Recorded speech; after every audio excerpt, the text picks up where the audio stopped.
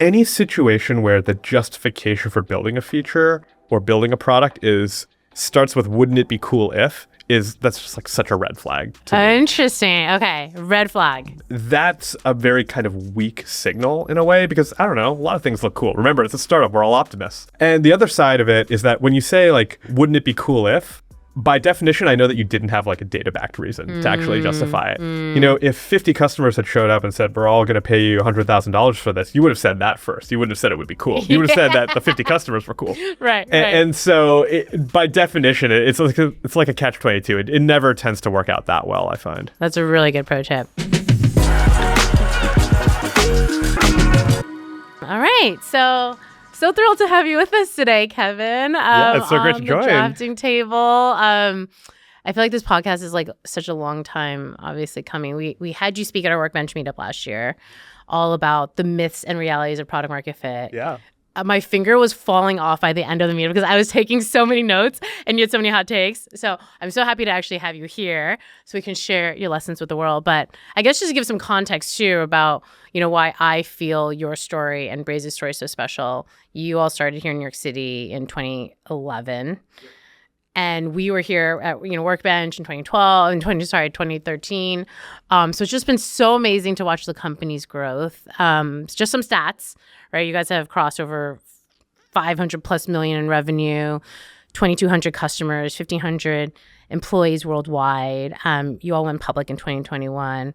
And your story is so fascinating because you joined the company in 2012 as one of its earliest employees, originally as a software engineer, and now as chief product officer. So I feel like there's a whole nother episode we should do on just like your journey there. But I feel like the thing that I appreciated and how you were so open at our meetup is how it wasn't just like this like up and to the right journey. At least not. Yeah, it's certainly not kind of monotonically up and to the right by any means, I would say. And so that's a really fun part. So thanks so much for being with us at the drafting table. So we'd love to dive in. Yeah, of course. Awesome. So what do you think is the question I always ask is like, what do you think is the one thing founders should know before starting a company? Obviously knowing that there's no way founders will know everything and you learn so much on the job. But there's probably like a few things that you probably have seen now, obviously having been at Braze from the earliest days, that you're like, this might be helpful if you're starting a company. Yeah, I think that the number one thing if you're starting a company is definitely to not kid yourself about product market fit and not sort of talk yourself into believing that you have product market fit when you don't.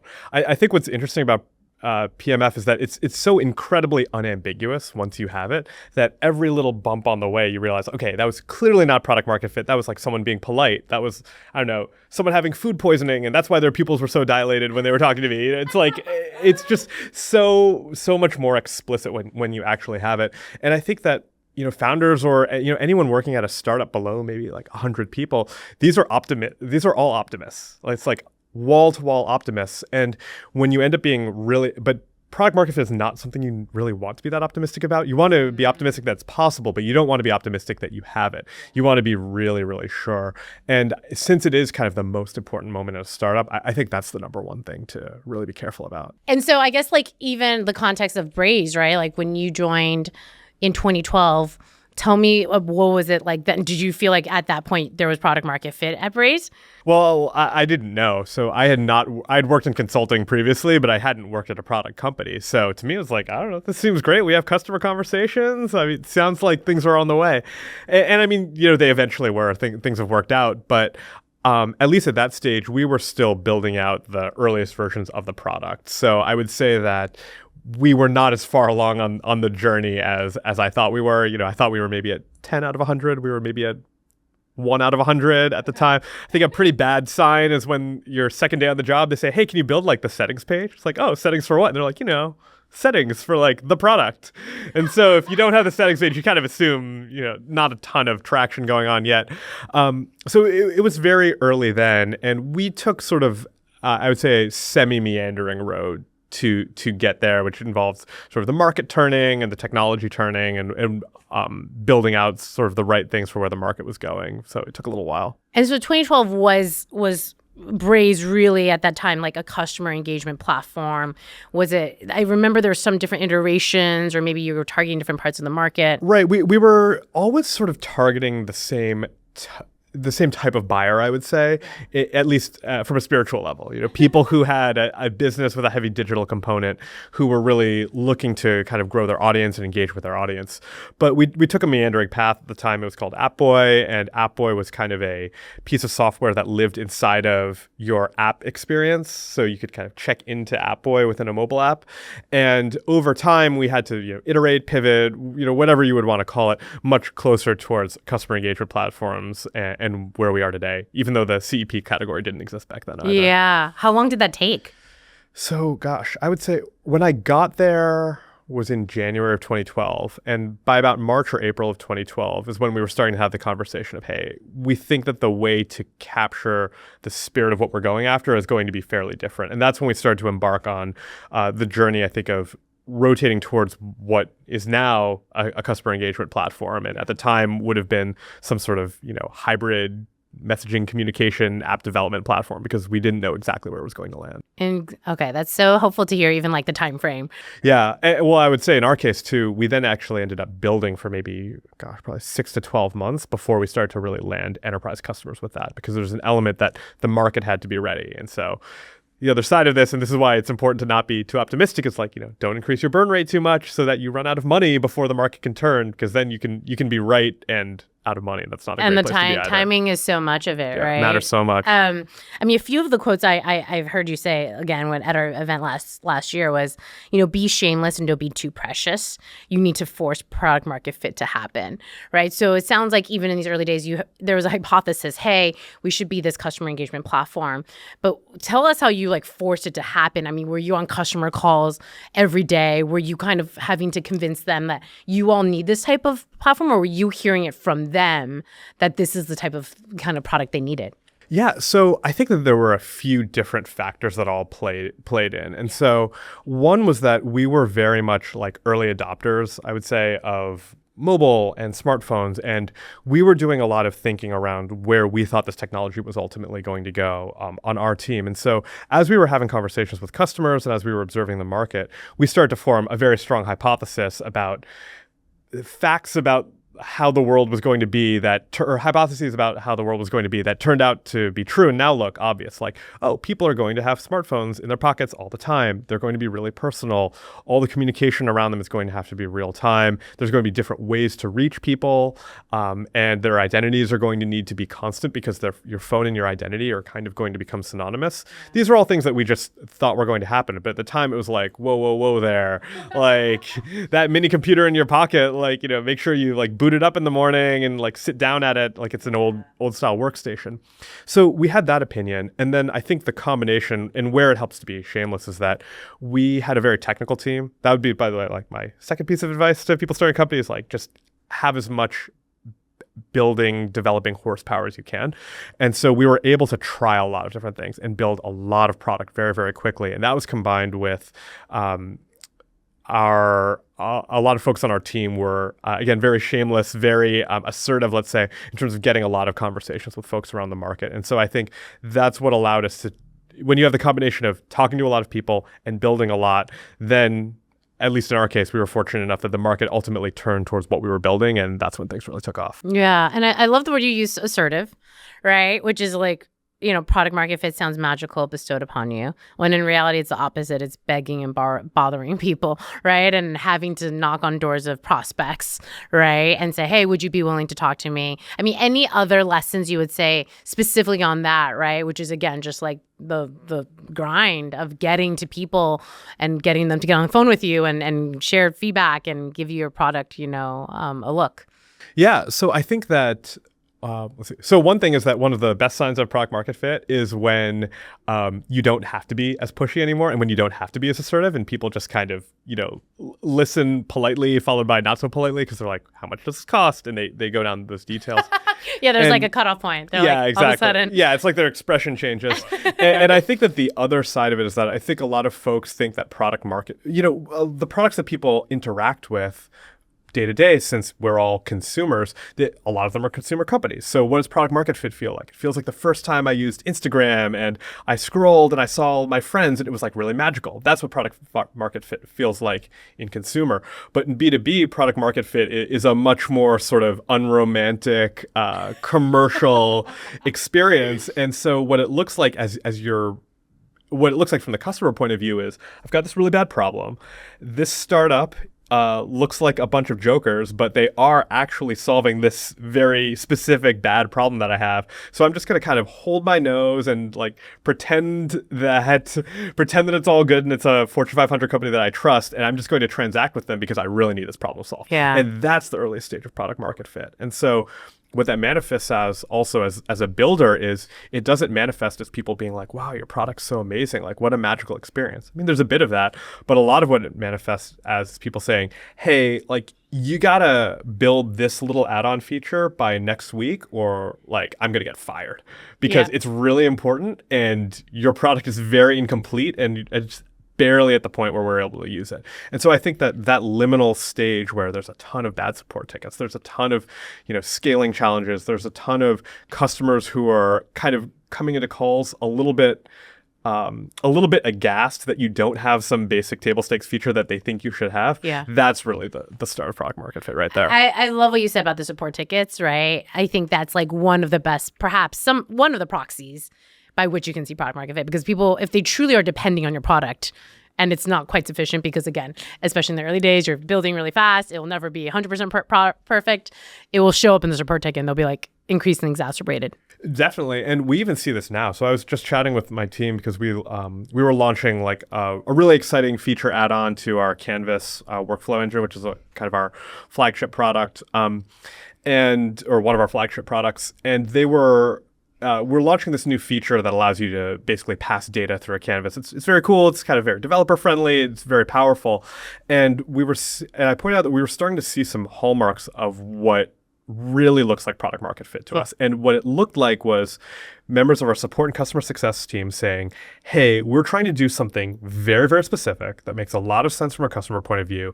And it's like a little bit broken in this one or two ways. And so much gets, and also it's like, it's someone from customer success and they're like clearly kind of in a rush. There's like one or two misspellings. Like clearly they were like really busy when they were doing this. And that gives you so much information. It's like they were busy. This is an important situation that they were in a rush about. There were little nuances at the edges of the use case, which mean that the customer really did try to make this work in every way. Yeah. And that also the actual use case, what they were really trying to use the product for, is extremely specific. They weren't thinking about it like, oh, it would be cool if this product did X. Like, it would be cool if that almost always means that the product doesn't have product market fit.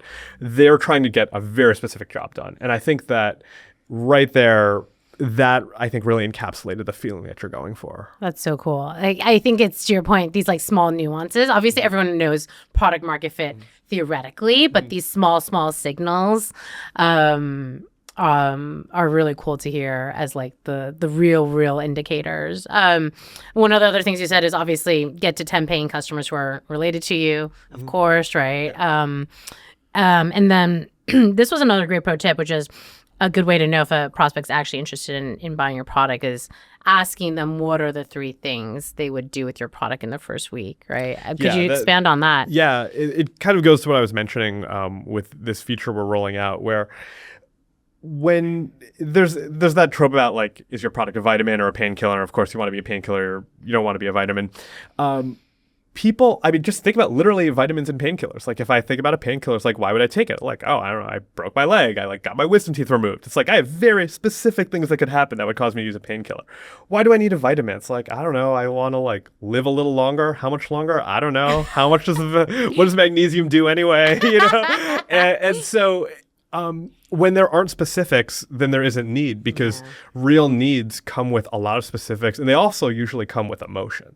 It usually comes, and the emotions are often not that positive. I think that that's sort of the nuance that people who've crossed that threshold have seen, is that the emotions often look like we've got to get this done. This is extremely important, and I'm stressed about it. Yeah. Or they look like again, just kind of being very surprised that certain functionality is missing because the core functionality that they need is so important that they're just willing to accept anything. Yeah, I think that the emotional piece is so important. And again, I think, historically people with B2B software, they just like, compared to consumer at least, right? Like it's sometimes hard to think of emotion when you're selling to this like big Fortune 500 company. When it comes down to the user, I mean, if ideally they're using your product every day or very, very frequently, they hopefully get some sort of emotion out of it, right? Yeah, I think so. And often I think what you're tapping into is, I mean, you're sometimes tapping into basically like the very primal emotions of fear and greed. Like, greed, this is going to get me promoted. This is going to get some really great kudos for my team. And the fear of, especially we see this, I think, with AI right now, of I'm going to be left behind if I'm not catching that next technology wave, if I'm not future-proofing what I'm building out. And that's where it comes from. But I think that's right. I think that's kind of in some ways the beauty of capitalism, is that there are strong incentives involved, and that's what drives us to have better products, and that's helps society move forward. Yeah. When you think back to these early days, and I know you had like a lot of just like, again, the early days and the stories and all that, is there anything else when you look back on product market fit that you think, okay, a lot of things that went right, obviously a lot of tailwinds that happen from like a market and timing perspective? Anything else that you're like, oh, that went wrong, but we obviously learned from it, right? Or things that even you look back, you're like, oh, I might have done that differently if I had known differently. Yeah, I mean, of course, over that many years, you make a lot of mistakes. I would say that some of the biggest challenges or biggest difficulties that I saw play out were, one of them was sacrificing product coherence, or really sacrificing your roadmap in order to meet very specific needs from like just one customer. And I would say one of the biggest telltale signs there is that it would tend to be specific needs that didn't matter to the customer as a whole, but to like one individual. Like, okay, if you show this report in this particular way, that's going to make like Jimmy's job easier. And then Jimmy's going to move, or Jimmy's going to, hire someone else to run the report, or something's going to change. And that ends up being a very fragile situation. Whereas, if you have a Fortune 500 customer and you're a little startup and they say, hey, you've got to build this feature because this is how the process at, X Fortune 500 works, like you should probably just build a feature. Like, that's just like how their HR system works. You're better off just working with it. So that was one sort of challenge that I think we saw. I think the other one, and I alluded to it earlier, is just any situation where the justification for building a feature or building a product starts with "wouldn't it be cool if," that's just like such a red flag to me. Interesting. Okay, red flag. Because it's cool to you, right? And that's a very kind of weak signal in a way, because I don't know, a lot of things look cool. Remember, it's a startup; we're all optimists. And the other side of it is that when you say like, wouldn't it be cool if, by definition, I know that you didn't have like a data-backed reason to actually justify it. If 50 customers had showed up and said, we're all going to pay you $100,000 for this, you would have said that first. You wouldn't have said it would be cool. You would have said that the 50 customers were cool. Right. And so by definition, it's like a catch-22. It never tends to work out that well, I find. That's a really good pro tip. Anything else in terms of your lessons of selling to enterprise customers, right? Because I've jammed on this a lot. Selling to an SMB or mid-market customer inherently is in some ways different than an enterprise buyer. And then within enterprise, you might have a user who could be very different than the person who actually signs a check, who's the decision maker, who's a champion. How did you all break that down, especially as you sell to the marketing org? Yeah. So I would say that one of the most important things that I think we really did well is that our CEO, I remember very, very early on, was very definitive about saying, we are going to sell to enterprise customers. We care about them. They matter. It matters for our business. And was extremely definitive, because when you are in the earliest stages of product market fit, where we were then, it's like the whole world is your oyster. You kind of have 4 to 5 customers in every little segment, and you can go anywhere. And I think that focusing element was really helpful. some of the things that I think about for building for enterprise buyers, one is that you just want to have as much flexibility and sort of modular programmability in your product as possible, because that's what's going to allow an enterprise, and they all have weird systems because they're like these sort of sprawling metropolises of people that have all sorts of their unique infrastructure. You need to be able to meld your product into something that they're going to be able to use. And I think with AI, this is actually even more important, where we're seeing the importance of having like very strong APIs that you can connect via MCP or things like that. And then the other big thing I think with selling to the enterprise is that I sometimes see startups sort of react adversely to the idea of doing a lot of GRC, security, governance, regulation, compliance work, because they want to focus on like the core product experience rather than building out all this sort of compliance stuff. Yeah. Exactly. And I think that's fine and that's admirable, but a lot of that admin stuff really is a hard filter. It's like these many companies really will not be willing to break the glass and make an exception for you, especially nowadays, I think, as there's more noise about data breaches and regulatory issues. And so that gets solved by a very high product velocity, and I think just not being very romantic about it and just accepting, like, you got to be able to export all of your security logs. People need it.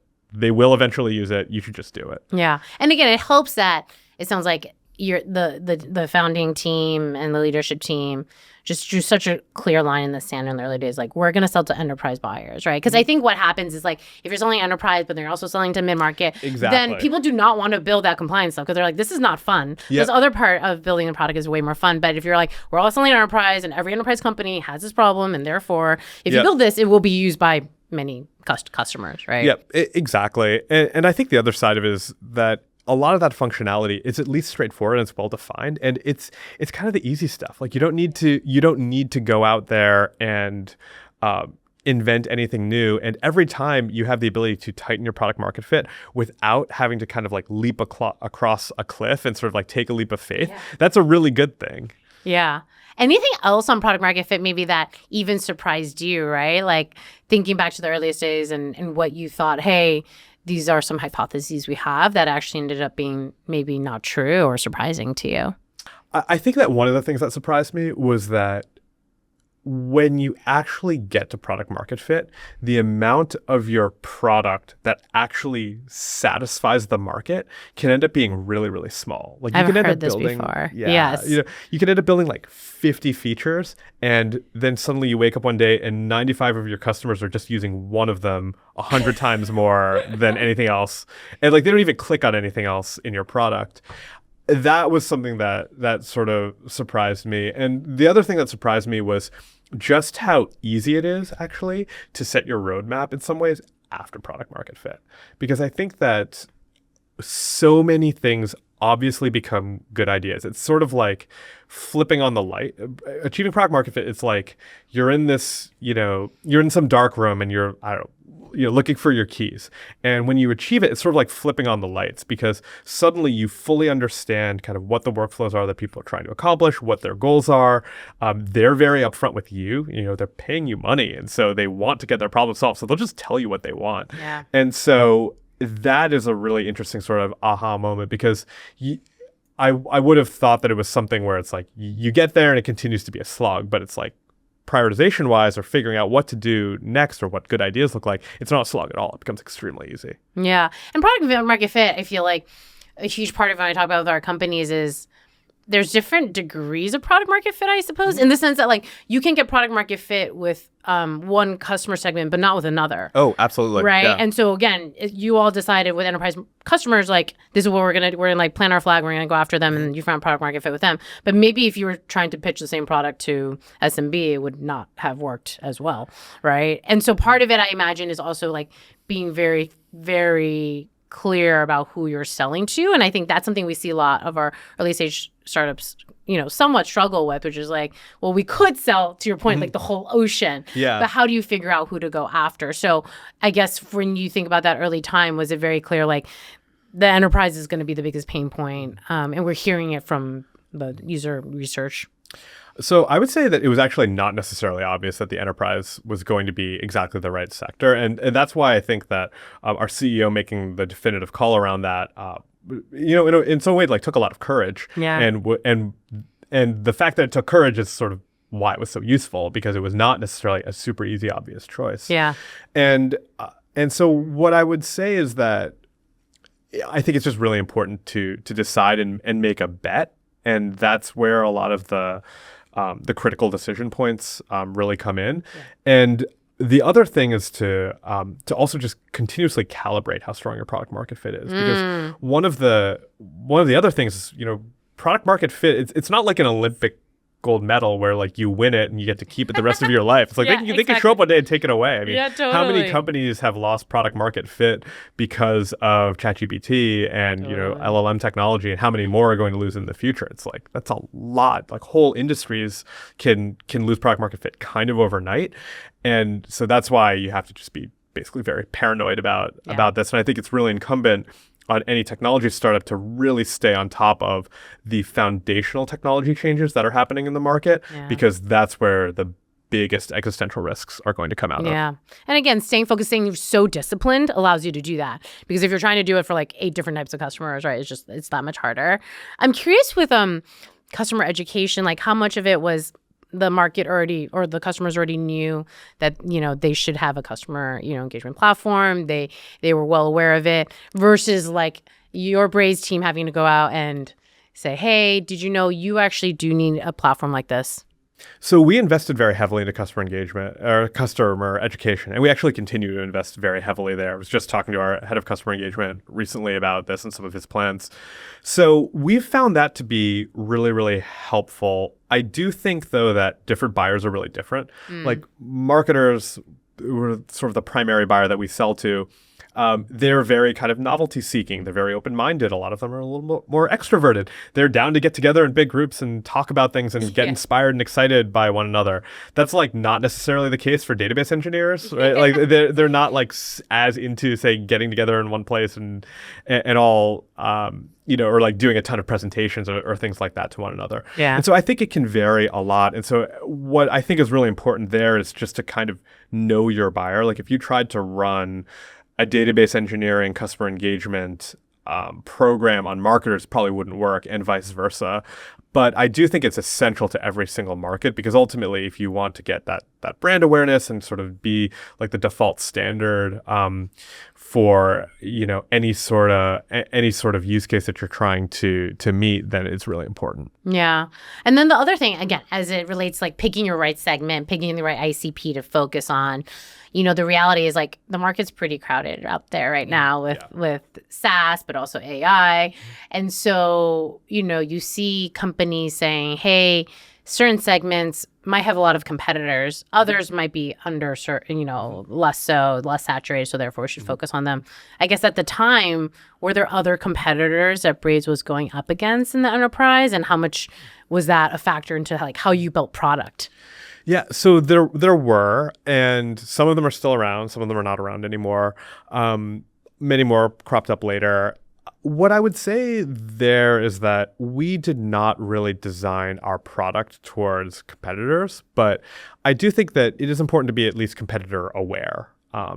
I think that this idea that you can just sort of go off into your ivory tower with just like, a whiteboard and a marker and just like derive the ideal product in the absence of any sort of market understanding, I think that's really not true.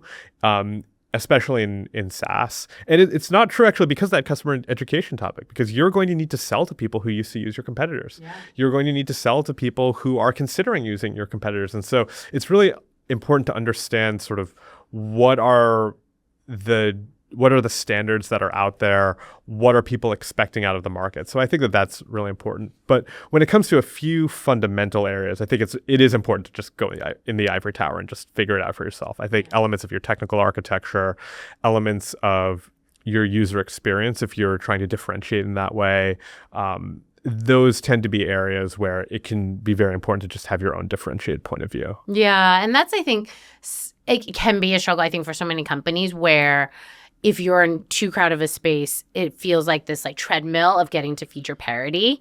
And hey, competitor A, B, and C have these boxes, and therefore we also need that box because the customer will ask that and say, hey, I need you to also have this. Like, I'm curious your feedback and thoughts on that, especially you work with lots of other startups now. I'm sure you hear this too. I think that it goes back to that idea that when you get to product market fit, everyone's just going to be using like the one best feature that you have or the one most important feature that you have 100 times more.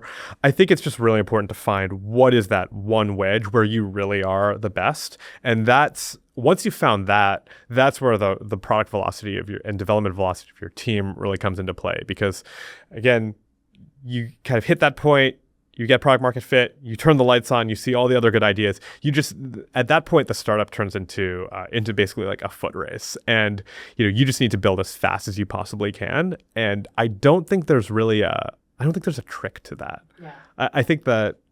And in fact, I sometimes see that teams think that there's a trick. They think like, okay, if I just prioritize a little bit better, I'm going to be able to get to the finish line a little bit sooner. But it's like, no, you're in some, I don't know, like procurement software market, and there's 50 features that they expect because, you're competing against SAP or something. And so you're going to have to build all 50, and you can get clever about how you order the 50, but not that clever. Like, it's not going to work till you build the 50, and you might as well just stop even thinking about it. Just build them as quickly as you can. I think that's honestly such a cold hard truth in the best way possible, which is like, you're just gonna have to build it, right? It's very liberating, right? Because you can just kind of switch your brain off, drink some Celsius, put your headphones on, just start coding. Sponsored by Celsius. It's not you can save the strategic thinking, I think, for other dimensions when you're at that point that you really do have strong differentiators, but there's a lot of table stakes to build. Yeah, and table stakes are table stakes, right, for a reason. Yeah. I guess, the thing I think is really helpful, especially we work with so many technical founders, right? And obviously you come from a technical background, and, by going to product, by virtue, I guess, of that, you have to talk to customers, right? Especially in the early days or prospects and try. Yeah. And so what are your tips especially when you're talking to technical founders who are maybe doing early customer discovery? Again, they're still in the dark forest of product market fit. The questions that they should be asking, because we've talked about there's like nuances. It's like how you ask the question can make a very big difference in what you get back. Yep. Some of it biased, some of it not biased. Yeah. So let's see. So, I mean, a few of the quick takes are, one, you just have to talk to customers. And it's not, these customer conversations are things, I've learned a lot about this actually from our UX research team, because they have very regimented ways of approaching this, obviously. But you need to know, first off, the kind of conversation that you're in, because sometimes you're looking for a really specific answer or a really specific kind of ground truth, and that's where UX research can be really, really important. But sometimes you're just trying to understand stuff. And I think that when you're just trying to understand things, some of the key there's a few things. Some of the key questions you need to ask are not just about the localized problem that you are solving or that you care about, but the entire experience of the person that you're talking to, because that's often where a lot of the most interesting things, insights come from. So understanding, one of the first questions I almost always ask is, what is the structure of your team? Because that tells you so much about the org chart, about the buyer, about budgets, about what products and features they don't care about yet, but they will probably care about in the future, because that they're reporting to somebody that owns, say, a different adjacency. So I think that questions like that are really important. And then I think the other thing is not stressing about this idea that it's until we have 10 customer conversations, we don't know what's going on. It's I don't know, if you have 3 customer conversations and all of these customers pay you a lot of money and they all say the same thing, they're probably not lying. Why would they lie? What's their incentive to lie? They have every incentive to tell the truth, no incentive to lie. They're probably smart, In many cases, it's okay, you talk to, some Cloud 100 startup. These companies are growing really, really fast. They've got to hire really smart people that are going to tell you the truth. They probably know where the market's going too. And so I think that there can be a lot of overthinking and a lot of getting kind of precious about customer conversations, when in reality, if you just sort of have a lot of them and just sort of let it all kind of wash over you a little bit. Sit in it. Yeah, exactly. Bathe in it. You end up with a lot more insights than I would have expected going in. Yeah. And so that's a lot of my recommendation. Yeah. And one of the things you did say is you were surprised by how much your customers actually called the roadmap for you. You were surprised how much they actually were spot on in dictating like where the product should go. Could you share a little bit more about that? And then I do have a follow-up question to that. Yeah. So I think the long story short is just that in any market, and any sort of set of customers, there are some folks, and especially in enterprise SaaS, you get to work with them for a long time and really build a long-term relationship with them. And you realize they're just good at product. They know their own job well. They know the technology set really well. They've got good ideas. They talk to a lot of people, and they just get very good at really providing strong indicators of what they want. And what we've tried to do is when we identify these folks, we just listen very, very carefully. Like if somebody has said 4 times in a row, like, hey, I would use this and I bet somebody else would use this too, and they're right 4 out of 4 times, when it's the 5th time, that's the first phone call that we make. And so that's been really, really helpful for us. And something that we also find is that very high growth, really strong companies, they're often all hiring the same folks or out of the same general pool. And so there's a lot of osmosis of people across these companies. And when you start to see patterns, that's really something to pay attention to. Right? In our market, we saw this with the rise of very cross-functional, much more technical, much more business-oriented growth marketing teams. And we saw that all of these companies that were doing really well were standing up teams like that. And now that's kind of the standard configuration that's using a customer engagement platform. But we were able to see that in like 2014, 2015, because certain companies were gravitating that way, and then other ones that were maybe a little bigger, a little slower, were saying, we think that's the way that the market is going. And that gives you a lot. And finding these early, I guess, leaders, right? And trendsetters. Do you think that's still the case nowadays with AI? Do you think customers are able to predict or tell you where AI should be used or applied, right? I would bet that there are some there are some people who I think are just better at calling the future than others. And if you find those people, you've got to trust them. I do think, though, that with any technology advancement, there is punctuated equilibrium. And we're in one of those points where we're not in an equilibrium. We are kind of soaring into new areas. And it's just really, really hard to predict what the future is going to look like, because I think it's in some ways easier to know what people are going to want to do, because that tends to be a little bit more universal, right? Like if you're running a shipping business that ships products, you know that you probably want to ship it faster and you want to ship it cheaper and you want to ship it more reliably. Like those incentives aren't going to change. And on the other hand, I also think in some ways it can be easy to, or not easy, but it's more consistent to predict how people want to interact with products. Like, we evolved, we all evolved as humans, right? So people are very visual. People like to hear things. People like to talk. People like to, use their hands to do fine-grained motor control sorts of tasks. People, for example, don't like to use their sense of smell to interact with a product. They're just not we just don't do that. And so on that side, it's also, there's things that you can predict. But what I think is really hard to predict, of course, is what the capabilities are going to be at a moment like this. And that just makes it much harder to connect the dots. Yeah, I think it's definitely an interesting time. What else do you, especially as you advise founders, do you think founders just not know or just are kind of surprised by when it comes to product market fit? Anything else we didn't cover? I think that one thing that you sometimes run into is you find founders who are just a little bit too trusting of other people's opinions around what's going to work. And I think that it's something where, I was saying some people were really able to call the roadmap. I think that customers and third parties are often really good at knowing sort of what are the 1 to 10 features after product market fit, but they're really not good at guessing the 0 to 1. You kind of need to be lucky, and that's where the persistence comes in, because if you just take 1,000 shots on goal, hopefully one of them goes in. So I think that's probably the biggest one, is that people say oh, I talked to someone, this person's really smart, they think this is going to work. That almost never works. Or it works at chance level. Yeah. Again, the 0 to 1, I think, is just I really do call it a dark forest, right? And it's just so interesting to hear about Braze's journey there. Any other, when you think back, core memories of that time and product market fit? I think that one interesting thing about it, at least for us, was that this was kind of the first startup for almost everybody on the team. And so I think that we didn't like really realize what was happening. It's like you feel the acceleration, but I mean, this is like a weird analogy, but like imagine if you put like not that you would do this, but imagine if you put like a 5-year-old on a roller coaster or like a 3-year-old on a roller coaster. They would have no idea what's going on. Like they would feel the acceleration, but they'd be like, what is happening to me? Like, this is very strange because you can't explain it to them in the same way. And I think that we were sort of like that. And in some ways, I think that it was a negative because I think that, you know, we might have done different things. We might have moved a bit more efficiently had we realized exactly what was happening.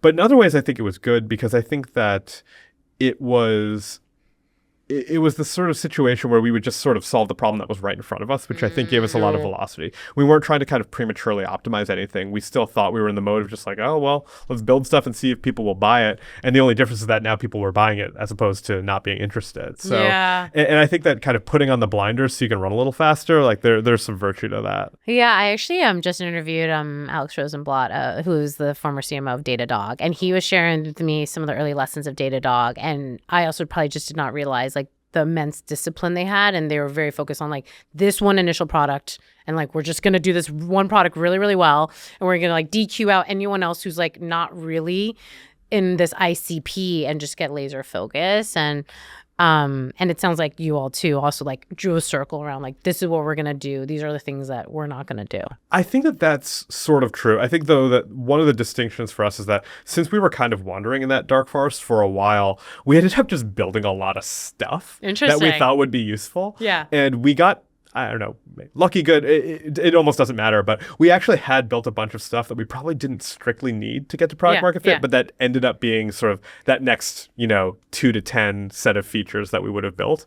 So in our case, we, I think, ended up breaking out of, you always have to break out of that very focused silo eventually. Yeah. We ended up breaking out of it fairly early, I would say, versus most startups. Like many startups, I think they get to 20, 30, $40 million of ARR and they're still basically just doing one very narrow thing. Yeah. By the time we were at 10 or 15, we had already branched out a decent amount. And because you'd somewhat already built some parts of that product. Exactly. Because we had enough of the foundations that when you go to the sales call, big enterprise buyer says, oh, do you do X half-baked thing? And some, your excited sales rep is just like, of course we do. Yeah. It'd be ridiculous if we didn't. And then they come back and they say, hey, someone's going to use the feature. Like, does it work? Turn it on. Turn the key. Doesn't really work. Got to do some more coding. So that's kind of where we ended up. I mean, again, I think it just goes to show like there's so many ways to be successful. And everyone's, again, early journeys are so different. So I so appreciate you just sharing again some of the things that you all learned and how you and again the lessons that you're seeing now, especially for founders.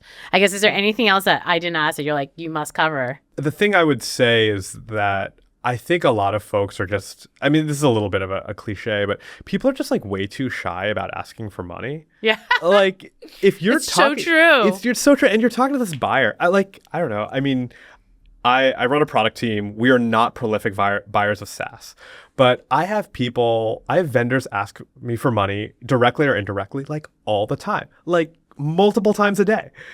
It's so, no one's going to look at you weird because you asked for money. And everyone, in most cases, people either worked at a startup or they knew someone who worked at a startup. Even if you're a 3-person company, nobody's going to, stick up their nose at you and say like, oh, like how dare you ask if we would purchase your software? Like they get it. Yeah.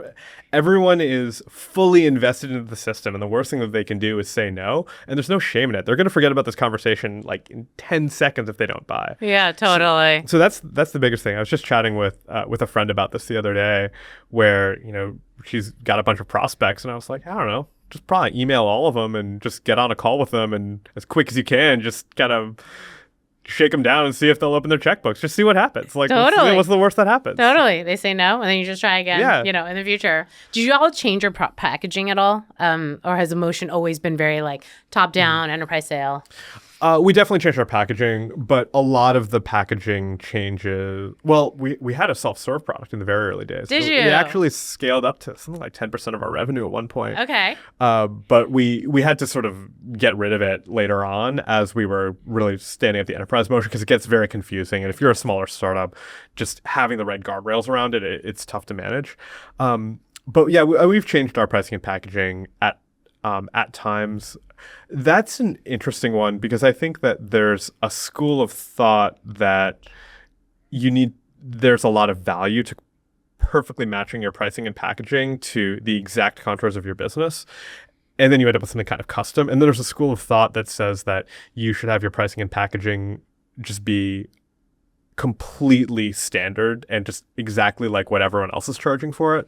And I think that the truth is kind of somewhere in the middle there.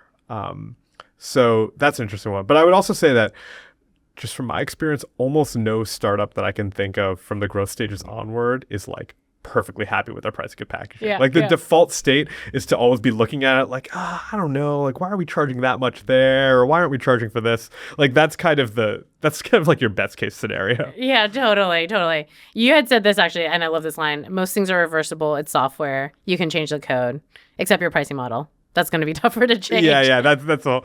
Yeah, I mean, you got to take people through the whole emotional journey of why the price went up and why you're charging for this and why you're not metering it correctly. Yeah, it's such a pain. Awesome. Well, if we were to I guess land on this last question, if you were to fast forward through this episode, what do you think is like the one takeaway folks should have?